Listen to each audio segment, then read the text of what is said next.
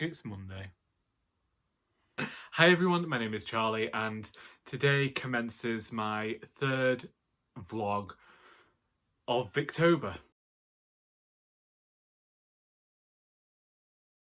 As I was just about to record and speak to you, there was sounds downstairs and it turned out the postman was here with all of the books that I have been waiting to arrive, and that, if you have watched the haul, then you will know that I now have the entirety of the Chronicles of Barsetshire, and for the story about how long I've been waiting for these books and all the mishaps with parcels, then please go and watch that book haul. I am still...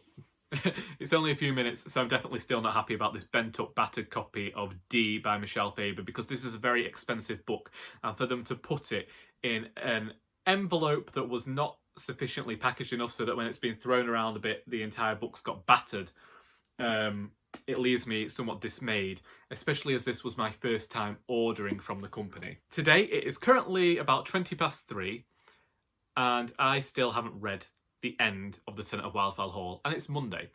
I have listened to another chapter of Jane Eyre. I had a bath this morning to try and loosen up some of my joints again, so I've had a muscle soak in Radium B bubble bath. Someone posted on Instagram a photo of The Telltale Heart by Edgar Allan Poe in one of the little black classic editions, so I went and found it, and so now this has been added to my TBR for the end of the month. And I also have As Kingfishers Catch Fire by Gerard Manley Hopkins, which I want to read because Katie over at Books and Things just mentioned this poet in a video I was watching where she listed all of the Victorian authors she's read. And then Wolfgang Amadeus Mozart has some letters between him and his father, so I thought this might be another nice short book to add to my TBR.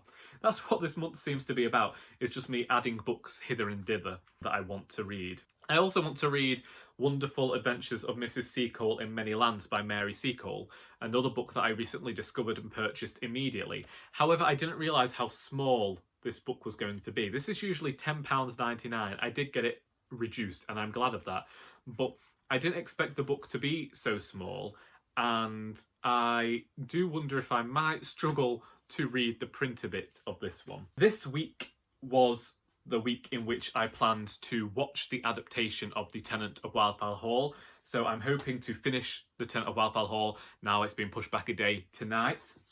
Then I want to be reading Sylvia's Lovers by Elizabeth Gaskell this week. I don't know anything about this book, but I do know that it's supposedly set in a Whitby-esque town, and as Whitby is one of my favourite places in the world, I do want to read this one. From the cover, I'm wondering whether it's going to cover some of the many shipping tragedies that faced Whitby during these times, but I will see.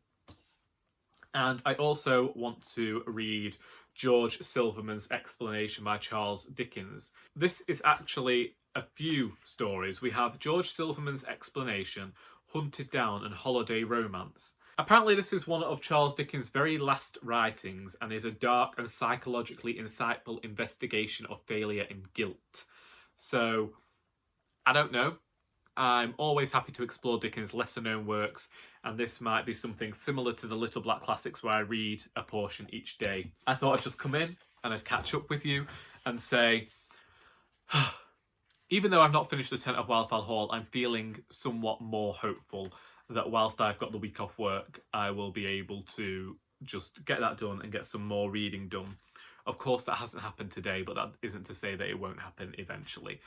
I currently have a chili on the stove, so I'm going to go and I'm going to see how that's getting on, and then I'm going to finish the Tenant of Wildfell Hall. Wish me luck. I will see thee when I see thee.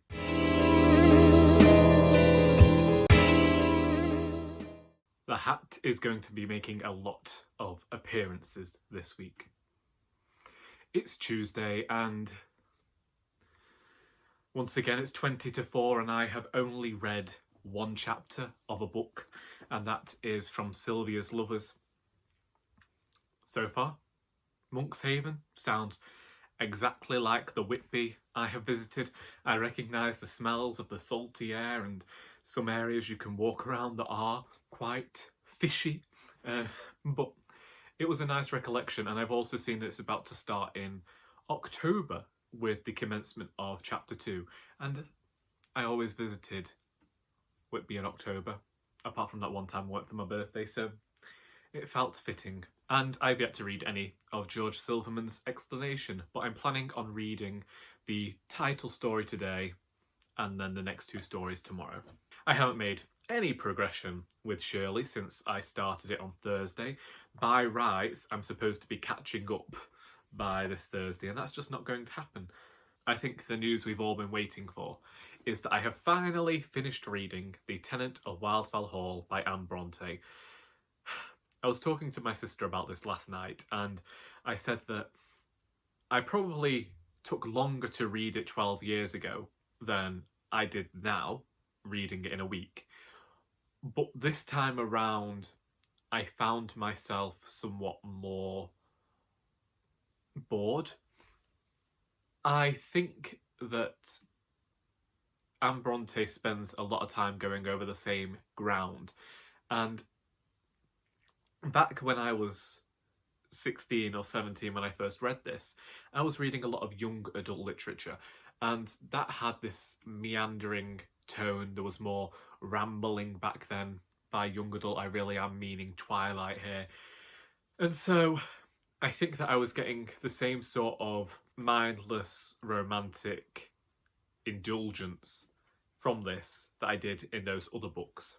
There is an afterword to this book written by somebody else who says that Anne Bronte's biggest mistake is having Helen give Gilbert her diaries and them be the story, because it means we're taking a very passive approach to the story then.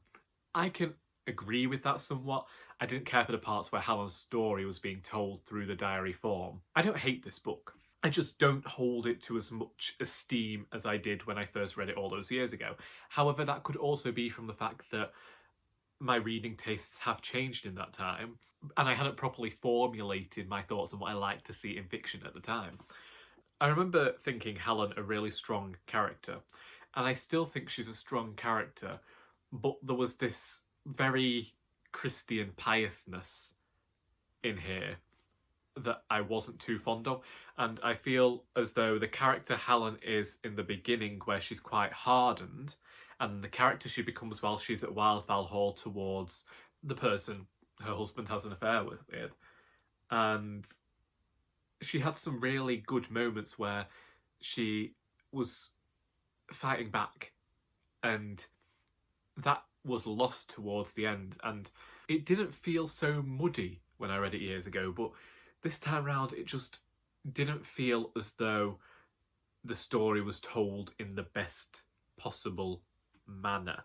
I'll reread Jane Eyre, and then that's all of the Brontes I've ever reread, and I can give you an impression because I've always said this was my favourite Bronte novel. It feels more mature than the sisters, and it felt more realistic, and I'd say that so far it has still been more realistic, and the context of the time, I can understand why it was written in such a fashion. I think that had Anne kept up the descriptions the way they'd been and kept the character level so high, I'd be more favourable towards this.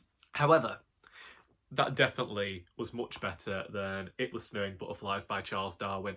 This little black classic is 3 short pieces taken from The Voyage of the Beagle. I will not be seeking out The Voyage of the Beagle. I liked the way Charles Darwin talked about animals and what he was seeing. Don't get me wrong, I would happily seek out some modern naturalists' discussions about nature and animals, which would hopefully be devoid of the racism and xenophobia that is featured within this book. I have no idea why the Penguin Little Black Classics, whoever published these, chose to publish I don't know why they chose to highlight the parts where the classical authors are being more horrible towards their fellow man. In here, the second chapter is devoted to Charles Darwin calling the natives of an island savages and completely denigrating everything they do as not being westernised. And because it's not Western and because it's not what he knows as a white person, immediately it's savage and barbaric, and I dislike that. I don't understand how one could talk about people in such a way, and it will never make sense to me.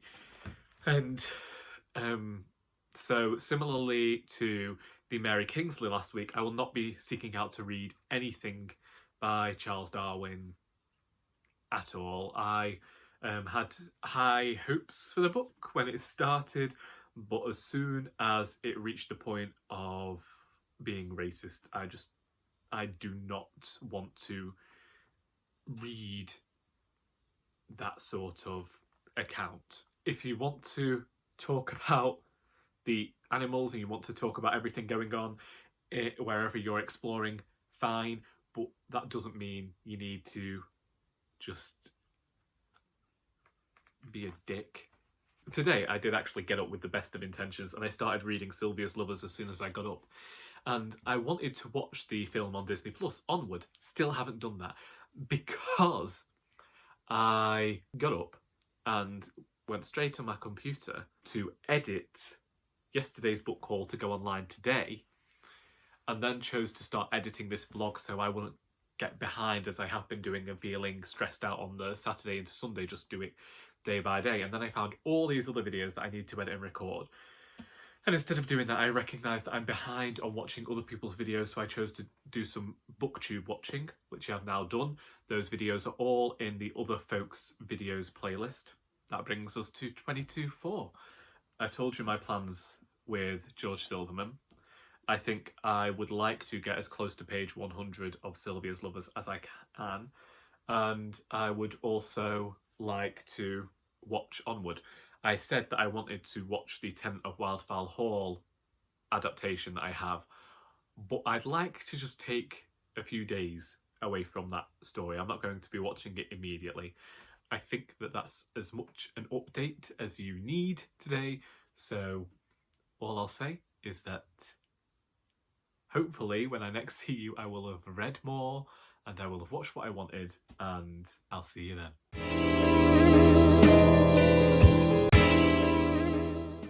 It is now about 3:20 on Wednesday afternoon, and I thought it was a perfect time to come and update you. I just finished recording my Booktube Prize rankings and reviews for the final round, so that's why you're seeing this shirt, really, because I bought it a few months ago and I thought I'd save it for a special occasion. And what better occasion than the final round of the Booktube Prize, really? I read a bit more of George Silverman's explanation than I meant to yesterday, which means that this is getting finished off tonight. I'm not sure what Dickens was getting at with George Silverman's explanation.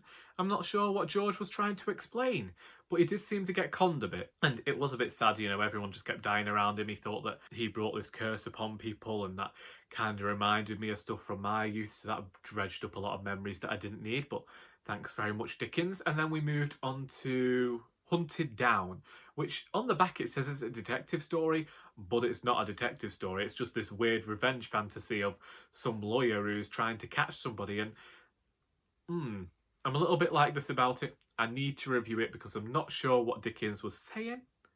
For the most part, Hunted Down, very good thriller story that goes by very quickly. I mean, Dickens isn't the best short story writer in the world, but writing short stories with chapters is weird. And the false starts at George Silverman's explanation made no sense to me. He should have just started at chapter 3, but what can you do? I didn't read to near page 100 of Sylvia's Lovers like I planned, because I went downstairs and Doris from All the Books has got 2 Victober vlogs that I hadn't seen yet.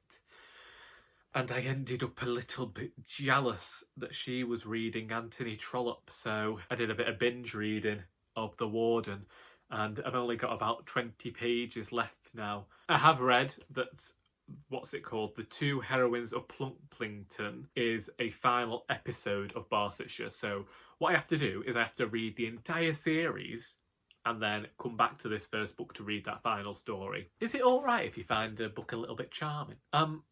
Beginning to understand just why people thought that this series might be for me. But once I've finished it, I'm going to give my final thoughts. Do you want to know why? Because I've been burned too many times before. But yeah, it was unexpected. I just felt jealous. Mary-Anne Moronsky actually sent me a message today and I was incredibly apologetic. She wanted to buddy read this book with me. I was like, Mary-Anne, I'm sorry, but I've already done it. These will be finished today, and then I'll have to stop myself going and latching onto Barchester Towers and just carry on with Sylvia's Lovers, because I was enjoying this yesterday. I said in the comments of a video last night, I'm questioning just giving up on Shirley and coming back to it in my own time. I've seen that quite a few other readers have done that, and it's a case where I can respect other people seeing it as a favourite, but it's not necessarily a book I would have picked up straight away. So I'm wondering whether to wait until I think it's the right time. I'm feeling much more hopeful about Victober now that I've read The Warden finally, even if Gaskell got pushed back again. Have you noticed? I am incredibly mean to Elizabeth Gaskell. I keep recommending her to folk, and then I'm just like, yeah, you go ahead. You read North and South. You read Mary Barton. Oh, Wives and Daughters. Oh, you know, I've never read it myself, but I've heard great things. Me over here read Cranford and a few short stories, and I'm like, you know, I've once travelled to Knutsford. I know all about her. Flipping heck. Either way, I'll see thee when I see thee.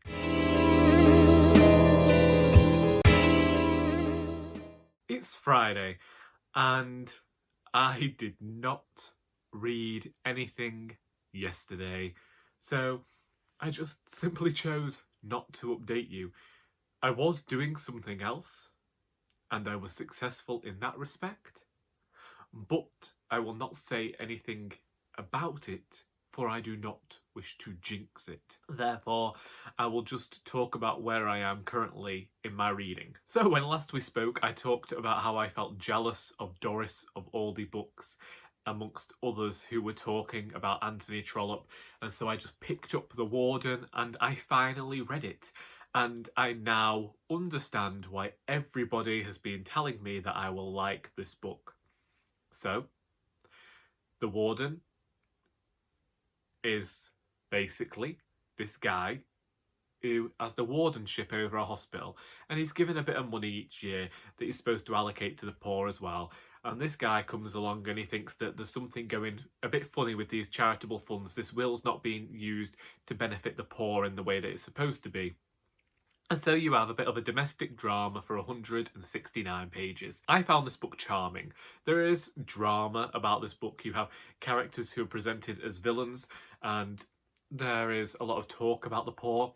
I did find myself rather thrilled when I saw Trollope reference Charles Dickens, because I recognised that reference and I thought, great, I've read enough flaming literature to understand that he might have been taking a punch at him. I read this extremely quickly, and I read it into the early hours of the morning, and I am looking forward to reading the rest of the series.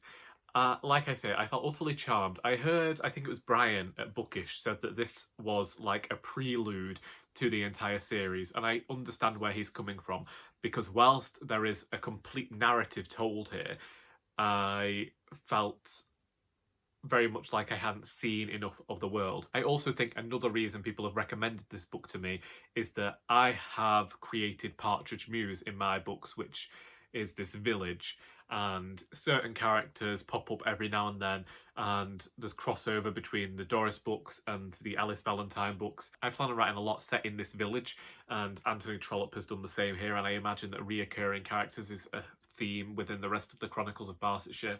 So I understand why it was recommended to me. I'm really looking forward to moving on to the other books.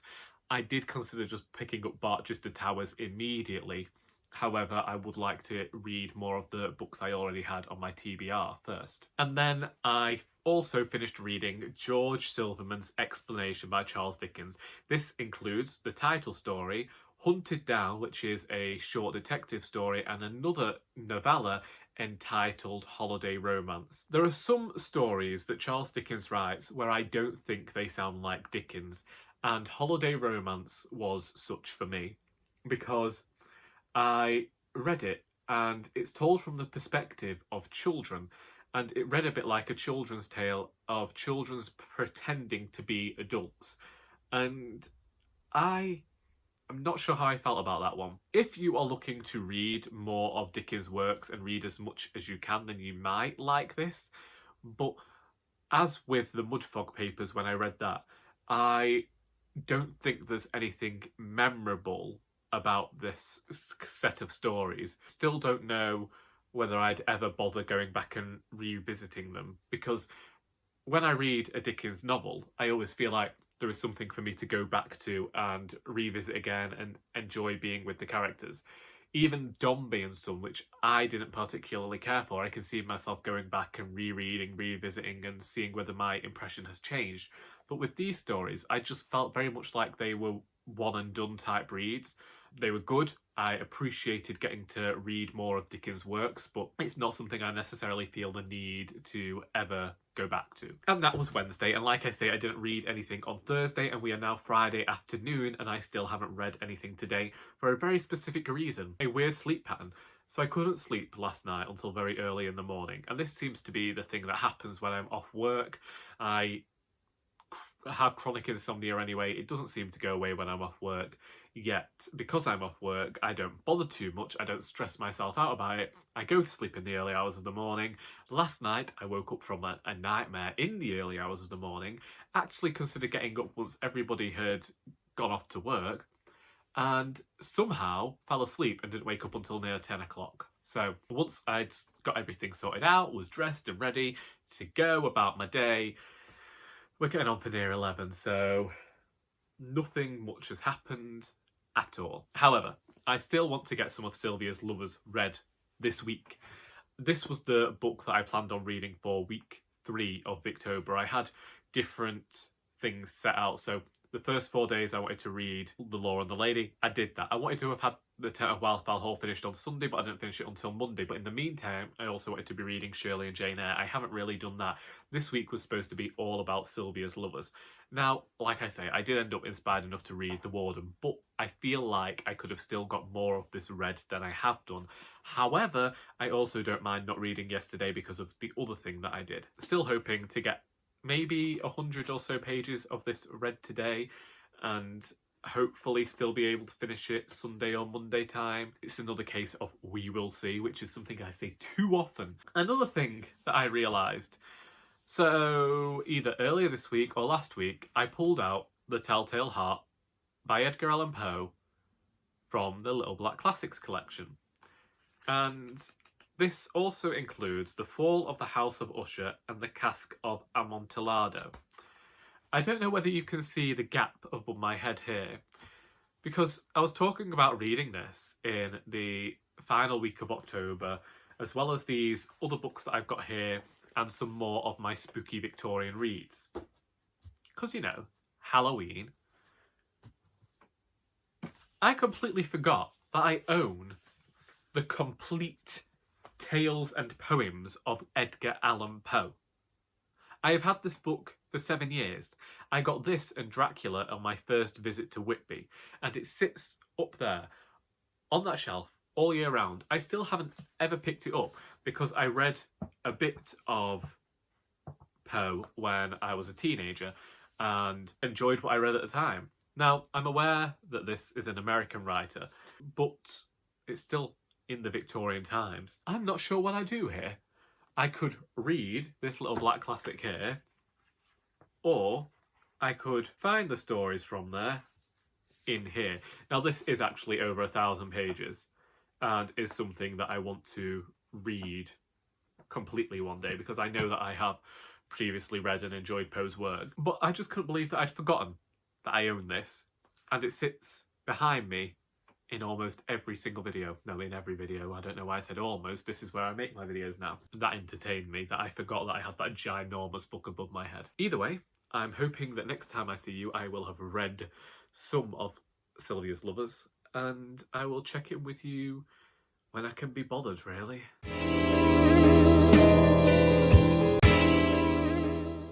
I can't lie to you. I am finding Sylvia's Lovers a slog to get through. I had hoped to be at the 200 page mark by today. Indeed, I'd hoped to finish this book by tomorrow. Of course, I read The Warden instead, and I don't mind that I did that, but it's a difficult one to read. Gaskell has chosen to write in dialect for the portions where characters are speaking. Despite being northern, I am on the other side of the north. I'm northwest, this is northeast. Sometimes I question whether the dialect isn't closer to Newcastle than Yorkshire, but still. I feel like there's a great evocation of Whitby so far in Monkshaven, but it's the dialogue that is stopping me from enjoying this book so much, because I will be really enjoying the descriptions and the actions and Gaskell's prose, and then I'll get to a piece of dialogue and get pulled out of the story because I'm having to focus so hard on figuring out what people are trying to say. It's not just confusion in that though as well. This is a novel that was historical for Gaskell to be writing. She writes it as though everybody who's reading the book will still have this intimate knowledge of what was going on in the country in 1780 something when this book is set. I'm having to check the notes at the back as well because stuff's happening and I'm not sure what it's related to, and therefore I'm questioning putting that book aside. Just don't feel in the mood today to be reading Victorian fiction. I feel like I've had a great week in terms of the fact that I finished the set of Wildfell Hall finally, I read The Warden finally, and I read the Charles Dickens. So that's 3 books added to this list and brings us to a total of quite a few books read for Victober. There's still near a fortnight left of this month, but I'm also aware that I've stopped reading Shirley. I'm not reading Jane Eyre. If I put this aside, that will have been 3 books that I just don't feel ready to be reading right now. I think that what I'm going to be doing is perhaps taking a breather from Victorian literature for a few days, and I will look at some more modern books. Hopefully they will feel like a refresher, a palate cleanser, if you will, so as I can properly go back and focus on these Victorian tomes. I started reading this after coming straight out of The Warden, which I was thoroughly enjoying, and so that made me want to continue with the Barchester books, but I feel like I have to knuckle down on the books I added to my TBR once again. We'll be conversing with myself and trying to figure out how I feel. I did think about finding an audiobook of Sylvia's Lovers, but there isn't one on Audible, and the LibriVox recording I find quite poor. This is a disappointing update for me, it's a disappointing update for you, and it's a kind of anticlimax to the week that I didn't expect. I thought we'd be leaving this third video on a high. You never know how you're going to be feeling at the end of the week as opposed to the start of the week. And currently, I want something that none of these Victorian books can give me.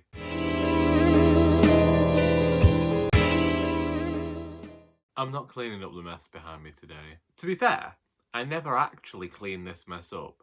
I just move it from the dressing table, the desk, if you will, and put it on my bed because it looks quite unkempt in the background of videos. I am only here today to round off things for this video. I have just awoken. Well, that's a lie. I awoke an hour ago, but people were still downstairs. Then I got up. I stood in dog muck. The kitchen was covered in it because the dog's a bit poorly. Got into a mild bit of an argument with my brother because he said he didn't clean it up because it's not his dog. I don't have a dog. My dog's still reliably dead in the garden. In a fortnight's time, we'll find out whether there is such a thing as ghosts and spirits, you know. I'm not saying that I'm going to hold a seance to communicate with the spirit of my dead dog, but I am saying that past family members were spiritualists, and if that doesn't mean that I get some sort of visitation from a canine pal, then I'll wonder what it was all about. Last clip, you saw me say that I wasn't in the mood to read Sylvia's Lovers, and I'm still feeling a bit like that today. Having now started Sylvia's Lovers and recognised what the writing style is like, and it takes me a bit more time to read than others, and having given up on both Shirley and Jane Eyre, I'm wondering whether to try and read this book slowly over the final 2 weeks.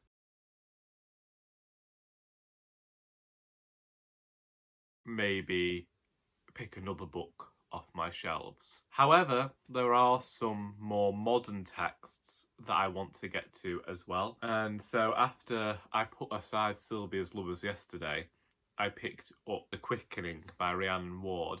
Now, this is a book that takes place mostly in 1926, but does flash back to 1896, so I feel like I can get away with that. And it's all about a seance, and Rhiannon Ward is a writerly acquaintance of mine, and so I feel like I need to show them my full support and get this book read before the actual spooky season is over. Then I read the usual story from Nudie Branch, and again, I'm planning to read 1 to 2 stories today, 1 to 2 stories the next day, and have a fun time with this one. But I really did want to come and sign off this week. I think I had a better week this week than the last one, and I'm still off work this week as well. It's just that last week where everyone will be cramming work in and trying to get those last books finished that I will be back at work. I went into Victober saying I didn't want to stress myself out about Victober, and then all I've done for the last 18 days nearly is stress about the fact that I'm not reading enough. If we look at things, I've read 3 novels, 1 short story collection, and a few of those Penguin Little Black Classics, and I feel like that's more than I usually achieve during a Victober. Indeed, last year didn't I only read Martin Chuzzlewit and Wuthering Heights again? I really ought to just stop worrying, for crying out loud, and get on with life. Anyway, now that I've got an eyelash stuck in my eye, I'm gonna disappear. I hope that this video hasn't mithered you too much, that you found something that you were able to enjoy, even if it was me being more stressed about my hair than my books. And until next time, that is all.